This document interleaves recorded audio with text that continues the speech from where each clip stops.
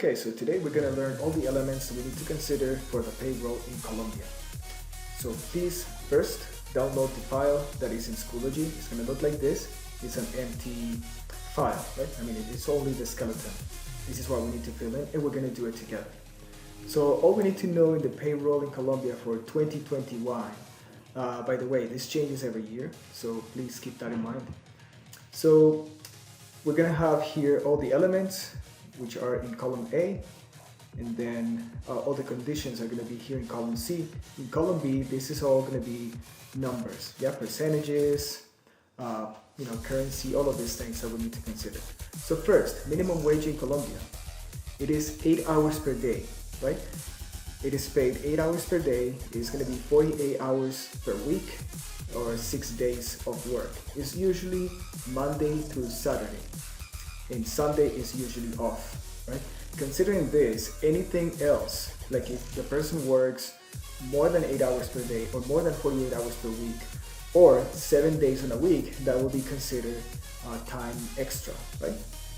Now, the minimum payment right now per month is at 908,526 pesos in Colombia.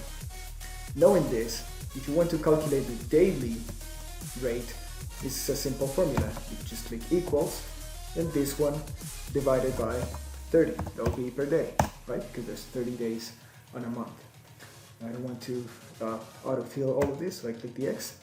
So this is per day. Now per hour, it's simply the day divided by 8, because as I said here, it's 8 hours per day. So this equals this amount right here, so click there, divided by 8, enter, and there we have it. This is the amount per hour. Now what happens if this person, during those hours of work, is not overtime, it's just working within those 48 hours per week, 6 days of work. If this person is working, let's say he worked a Sunday or a holiday, now this is called a premium. They are going to be paying, you're going to have to pay them a little bit more. It's going to be 35% over the hourly rate. And if this person works on a Sunday or a holiday night, then it's even more. It's 75% over the hourly rate. Now the transportation subsidy. The transportation subsidy right now in Colombia is 106,454 monthly. But this is only paid for people who are earning a salary that is at least 2 times the minimum wage or less. Now let's talk about overtime. Let's say that you have a worker and this person is ready to go home 6 o'clock in the afternoon, and then you ask him to stay for a couple more hours because you need to finish something.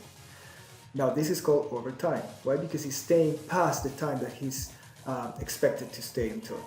So let's say for overtime, you cannot request more than 2 hours per day or more than 12 hours per week. Why? Because that would be not fair. Now during the day, this overtime is going to cost you 25% over the ordinary rate. And the ordinary rate is from 6 a.m. to 9 p.m. to be considered daytime. Now, if it is a night, let's say the worker works nights. Now, if the worker does overtime, then these hours are going to be paid 35% over the ordinary rate, which is from 9 p.m. to 6 p.m. for night workers.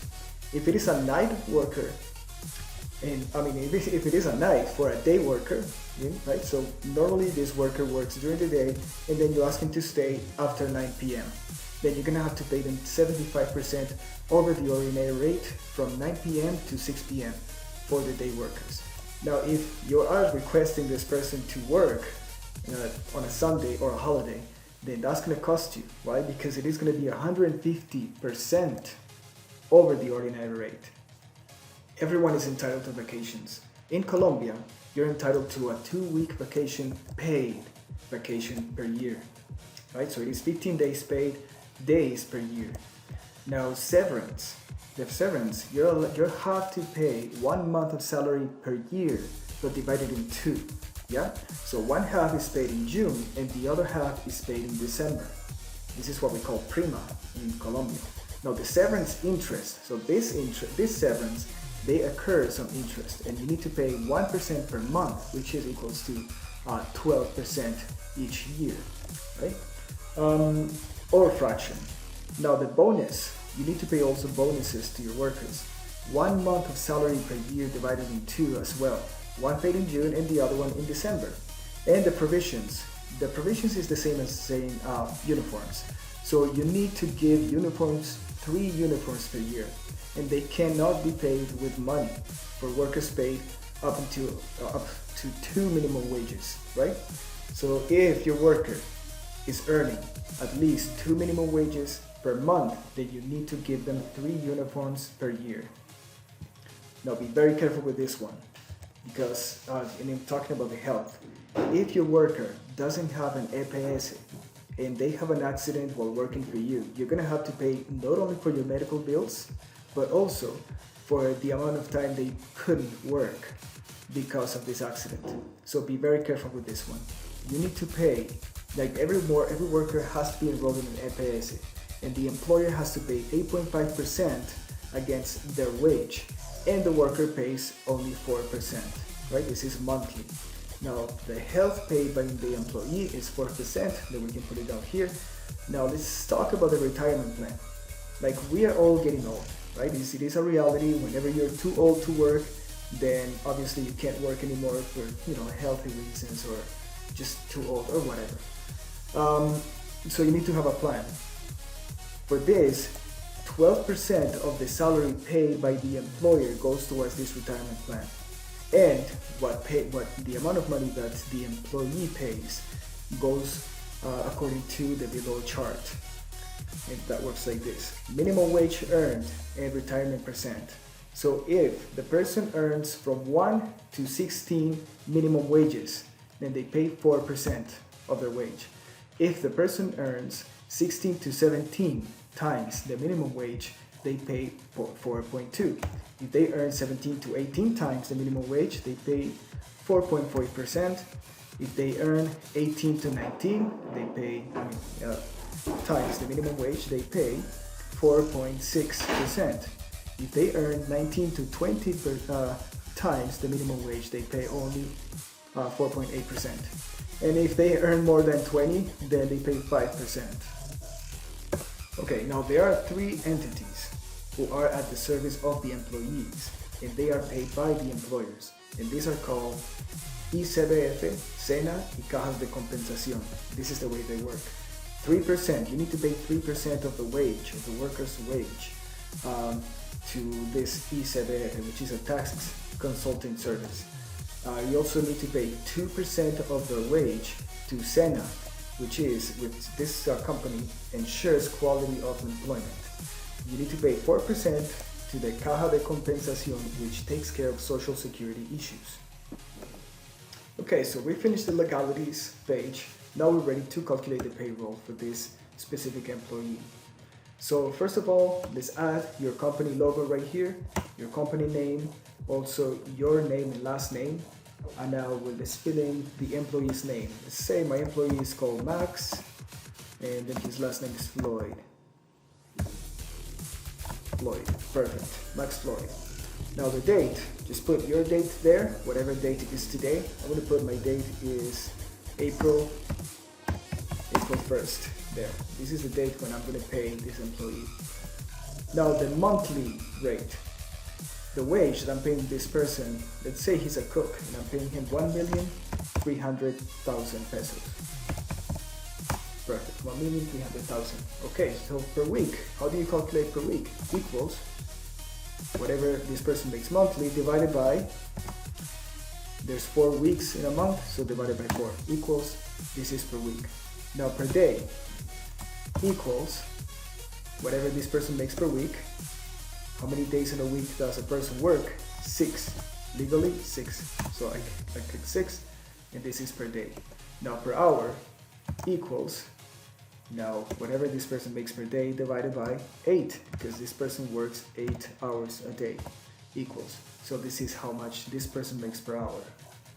For this particular exercise, we're going to see how much my worker did. So let's make this a little bit larger so we can see the criteria better. So on Sunday and holiday, and this is within his ordinary routine, right? So he probably worked on a Saturday, on a Sunday or a holiday instead of a Saturday, let's call it that way. And he worked for 8 hours. Now also on a Sunday or a holiday night, he worked for 2 hours. Then 3 hours overtime during the day. 0 hours for night workers because he's not a night worker, he works during the day. 1 hour of overtime during the night. And 2 hours on a Sunday or a holiday. Now let's see how much the premium is for each one of these. So on a Sunday and a holiday, we click here where it says premium, then we go to legalities. So ordinary, look for the ordinary, and then Sunday or holiday is this one here, it's 35%. So let's go back here to payroll, then click there, hit equals. Then we go to legalities, and then we click the cell where it says 35%. Enter. Perfect. Now we go to Sunday and holiday night. Then click equals. And let's go find it. Sunday and holiday night is right here, 75%. Click there, hit enter. Now let's go here to overtime. Day overtime equals, we go to legalities. Day overtime is this one here. So you click there, hit enter. Then you go here, even though this one doesn't really matter to us in this case, we're gonna do it anyway for the sake of the exercise because we might change this exercise later. So night for night workers, so hit equals there. Then go here, night for night workers is this percentage, hit enter.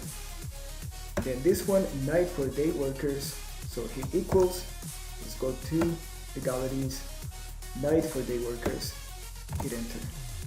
And then the last one here, hit equals, Sunday and holiday overtime.